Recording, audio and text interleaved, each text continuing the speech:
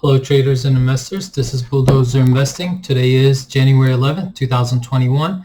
It is 4:26 p.m. US Eastern Time. Let's begin our analysis.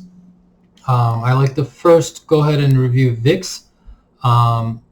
Something that I wanted did happen, so this is a good sign for the markets. Now you're going to say VIX is up. What do you mean good sign for the markets? Well, if the VIX crashed down, actually that would have been a good support level where I would have said, this is not a normal situation. The markets will go down heavy.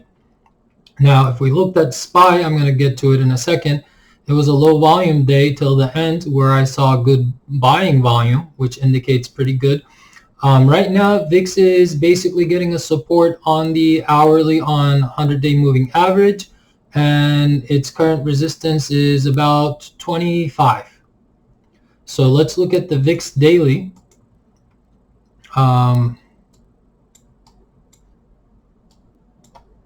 in a little bit. Okay. So on the daily, it got, which I predicted that it might get a support at 20-day moving average. However, it couldn't cross the 50-day moving average. Max upside would be the 100 on the daily, which would indicate 25.78. So if we get a down day tomorrow starting, that would be healthy for the market. I'd say like the max worst day would be like 27.81 on the VIX. Then we would probably go long on the market till VIX drops back to 22s. It'll be a very volatile market due to the impeachment. I would say that the market is waiting for the closure of Trump's presidency. So, I don't like the Democrats trying to do the impeachment. This guy has like 9 days left. What is he going to do? Impeaching him within that doesn't make sense, and it makes the markets more hesitant than it already is. I'd say let this settle down. I think we showed a good democracy to the entire world by approving the elections on the Congress the day that the Capitol building was mobbed. So that's a good sign. But however, going for the impeachment, I think it's affecting the market for now. I mean, it just doesn't make sense for me. The 9 days. 20th would be the inauguration of Biden. So wait for that. There'll be some ups and downs, a lot of swings. There'll be a lot of plays, but I do think that VIX is probably going to spike a little higher tomorrow. Maybe around the morning we'll get some buy on the SPY after the drop, maybe around 10:30, 11 maybe, the European close. So let's see SPY. There is no technical break on SPY. I know there are people that are waiting for the drop and everything. I would say the strongest support on SPY is 371.72 area. However, we held 161.8 fib level like a champ, inverted hammer. I would say that maybe if we drop down to 376 tomorrow, which would cause the spike on the VIX as I'm predicting, then we'll go higher. Current support right now is sitting at 377.97 for SPY. I would say this is pretty much going to be a trading range, but I don't think this is like a crash or anything that people are waiting for. I think we still have time for that. When Biden gets in, inauguration, maybe it'll be more volatile around that time. As you can see, this clear support area, support at the cloud top. So I think that we're going to probably close this gap right here, the 381. It's going to be a retest. So maybe look for another confirmation, 377, 377.69 area for tomorrow morning, and then a spike up to 381 levels. Okay. What's our next Apple? As we mentioned on Friday's video, I did say that Apple is going to form a trading range anywhere between 134 to 127. So look for that range. We'll have like waves. Okay, it'll make people frustrated. It does seem like the current resistance is at 129.64. If we break above, I would say we're going to do a retest to 131.51 and then 132.60s. Okay. So I believe that tomorrow morning will probably open low. So this would be something I want to see. Worst case scenario, Apple will come down to 125. I don't think that would happen in case we get like terrible news or something. But in the meantime, it's going to form a range between 127 to 132 area. Okay. So trade the range if you want to, but let's do a short retracement. Oops, sorry about that.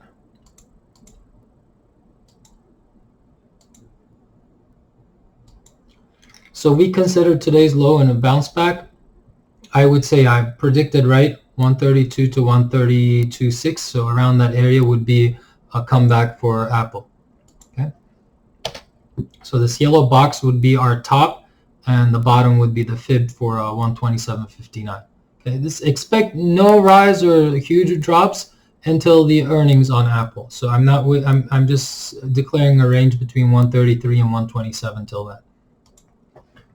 NIO. Obviously, we went high, and people saw that opportunity. I see a lot of selling, a lot of profit taking, close the gap. We might get a bounce up until 61.79, but my buying range for NIO, or I'm not going to buy NIO, but my a buying opportunity will come even lower around the 55 range. So I'd say anywhere between this yellow box, 56 to 54, would be a good time. And all these yellow boxes are drawn off of the fibs. I just delete the fibs and just because it's easier on the eye. As you can see, this fib level of 161, 59.4 was a perfect support to the cent, guys. So every time we go up, top, or bottom, it's to the single cent that I always say. A follower asked me, where do you see NIO? I said on a Friday close would be perfect close would be 59.4 and it closed like 59.35 or something. So it's coming back to Friday. A lot of profit taking. I wouldn't be surprised if it goes to 57.53 or 57.43 and even as down as $55. Okay, a lot of profit taking. It doesn't look good for now. We'll see if there's a bounce. It seems after hours there seems to be bounce coming, but I don't think there's going to be more profit taking because looking at this name, guys, people don't notice this, but it was like $3 something, okay? $3 before the huge run. So people who had a lot of institutionals from $3 to $60, that's huge money. Of course, there's going to be profit taking. I always like to say, so somewhere something like this, right? You get bounced up and down. I always like to see double bottom, breaking a trend. As soon as it breaks, do not chase it. Let it come back, get a cloud support, and then you get it. So I don't like to get in here because I don't know if it's going to come back or not, right? So we're right here, right? It might even go up a little high as 65. Don't chase it. Let it come. Let it sit. Let's wait. Let's wait for this opportunity. As you can see, the stochastics, the MACD curling, RSI curling. So then you buy, But I wouldn't chase it here. I mean, on the long term, this can see $86, but I don't like to get in on a huge spike. That's my risk taking. Do your own due diligence and so forth, but I'd say the gap here is huge. There's huge gap. So on the daily, anywhere from 52 to 55 would be an entry for a swing position. I don't like to go long on a stock where it went up from 3 to 60. A lot of people are going to say, well, it's only worth 100 billion, blah, blah, blah. So that's your take on the valuation and technical side. It's your choice. It's your due diligence. But why would I chase a stock from $3 to $66? I just don't see unless you're doing a swing trade, that's fine. But a long-term investment, all my investments are usually nowhere near less than 3 months. So when I get in, I'm looking for an entry at least to hold it for 3 months. So I would say like a medium swing position. Long-term swings, there's lots of other opportunities there. I was yelling at people to buy NIO at like $1.50, $1.30. I can't yell and say, you know, I can't like grab people and shake them off and say buy NIO at $60, $67. That would be foolish. But I was telling my closest friends, my you know, family members, you know, NIO at $1 is a joke. Just get in, you know. But now it's like kind of a swing position type of thing. So speaking of NIO, let's go ahead and visit Tesla. Again, a lot of profit taking. I think Kathy is selling. Like, she's been selling. I didn't check today, but she's been selling since this top right here, the 161 retracement.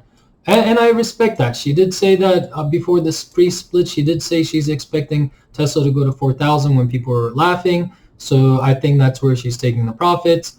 She might be the seller. Who knows? I don't know who the seller is. Of course, close the gap even further. I'm not going to do any, like, the thing with Tesla is that, like, people short and then, like, it has wild swings. For me to take a position, it needs to be at least 721. Even that is expensive. That would be like a swing. Like, I can't go long on Tesla. Again, like, when I go long, I look for like a correct bottoming, and I look for tops. So here the top is so high. We're at all-time highs, guys. Like, I can't really tell people to go long and forget. I mean, Tesla might be the future, but again, let's realize the valuation. This thing is like worth 600 some billion dollars. So I mean, I don't know. What is it going to go to, like 5 trillion? I don't know. But I just can't. Technically, you can trade something like this, right? You can draw a trending line, and then once it breaks, finds double bottom above the cloud, you can take an entry here at 410. Now it's 884. You can get the hell out. But now that I'm thinking about it, like, Tesla's safe position would be 640s. That would be a long-term entry for me in case, like, at least 3 months, hold it. But for now, I can't really say anything about Tesla other than take your own due diligence and risk. But my guess would be that it would come down to 720s, around there. It's normal for people to take profits, and I see some people like posting on Twitter, I made $900,000 today on Tesla, but then when Tesla goes down like 10%, we don't hear from those people. So don't get hyped up about those tweets. Don't get hyped up about tweets that, like, oh, Tesla is going to be worth $4,000. Not pre-split, by the way. After, like, current 4,000. That would put Tesla what is it, like 8 times 5, 4? That would put, like, Tesla near $5 trillion. I mean, I don't know what to say other than, like, I don't know. So at this point, I know that people have been shorting Tesla and being wrong the whole entire time. I wouldn't short it. I wouldn't buy puts or calls, or I wouldn't buy the stock right now. If the opportunity is given, I'll take it. If it's not, good luck. I mean, I'm happy for the investors. They make money. I'm happy for them. Okay. So Tesla, in that case, again, 720s would be like a swing position for it to be considered. Blink. Again, this was to the point technical. Hit the midline of the pitchfork as we were expecting. Pretty much came in like way before. I thought that it would hit the pitchfork here, so that's why I thought, like, where the pitchfork meets and the fib line meets, that's why I kind of drew this box right here. I would have thought that it would need 2 more weeks to get there, but it did it all in one day, so it touched the midline of the pitchfork that we drew. Came, I think, closed the day pretty high too. So close the day on 18%. Let's look at the hourly on this. It might be flagging. It might get a support around 48.50.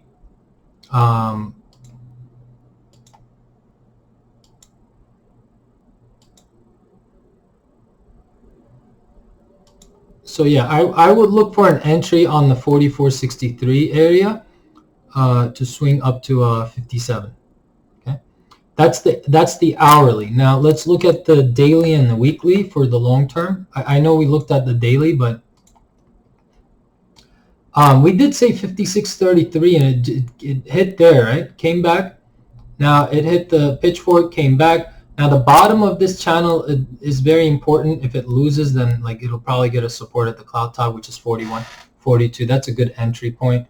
But I would rest this. Long term would be 75, but again, I can't say that right now. This is just too much hype.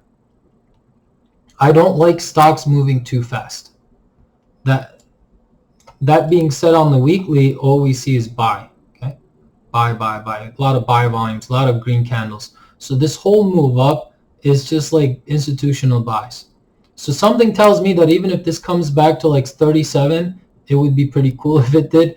But in the long term, this is going to go up to 75 because all these green candles are institutional buying. And I mean, this is normal when it hit the fib line of 56.33 to the point where we had. It went to 56.12 is the high. We said 56.33, couple cents here and there. It's fine because when we said that, the stock was $27. Okay, so that move was huge. That weekly candle, of course, you're going to have some profit taking. I don't see any weakness on the stock yet. So on the long term, 75 seems reasonable looking at the volume on the weekly candles. Okay. CVAC.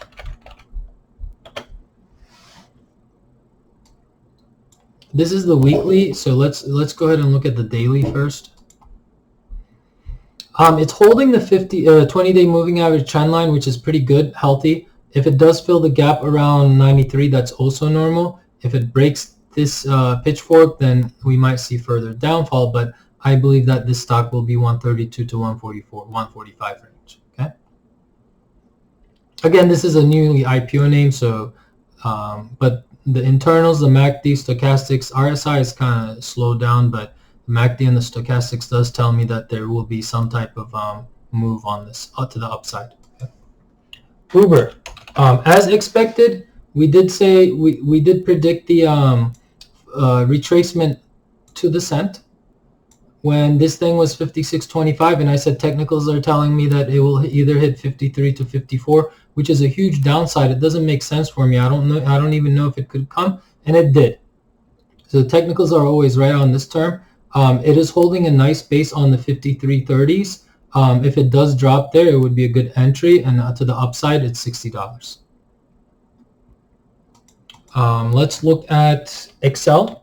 So this name kind of had a recovery, then it went up, and then it closed because all the EV sector kind of had a profit taking. The whole entire sector is on a profit taking right now, and I wouldn't be surprised because there were a bunch of people who entered in way before those $3, $5 entry points. Then they're not gonna risk it. They're just gonna go ahead and take their profit. So Excel kind of got stuck there as well. Good base on the $19.99, so $20 area on the hourly, since this is a fairly new. Yeah, so it's under the cloud, which is not good. I think the cloud top, which we mentioned before, would be the resistance, $21.74, and $23 would be our short-term target. So let's go ahead and box this out. So 23 to 25 is what the range is telling us, and it has a pretty good support at $20. Okay. There you go. So we'll see about that. This is a long-term investment. It's just having a hard time to break the cloud on the hourly. Okay. Let's take a look at Corsair. I think it had a good day in the morning. I'm not sure how it closed. It went down. Okay, let's look at the daily 15 minutes. Yeah, it had a pretty good spike, pretty good volume, and then a weak sell-off. Volume is not there. Throughout the later of the day, it had some volume spikes of selling, and then eventually people came in. So it kind of finished right where the fib line of 50% is 39.58. So if we look at it, it's a very technical spiked high. Then it went kind of down. It looked like the 61.8 fib line was support, and it went and it acted as a resistance. And when the 61.8 acts as a resistance on the daily this much, expect to go 50% fib, and it even broke down. Now 50 is acting as a resistance. The cloud top is pretty good here. This is only the 15 minutes, so let's look at the hourly. Or that was the daily. Let's look at the hourly. The hourly seems fine. It held right above the 20-day on the hourly candle. It's fine. Again, this was a long-term investment idea. It broke off. I think it's flagging. This is another flag.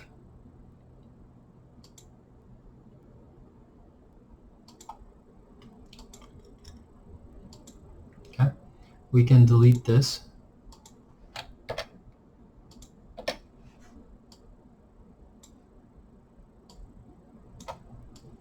So clear resistance at 39.58 and 40.93, which we have said later. 20-day moving average is the support for now, which is 37.51. My target would be $45 on this one.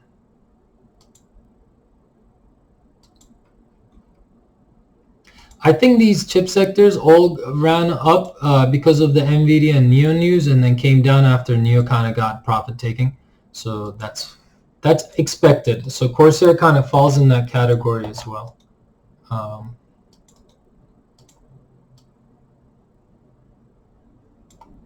Okay. Last but not least, Palantir is our last review of the day. So Palantir, we have two upper channels on this one. This is the daily. One that hits the all-time high, and then this 31.28.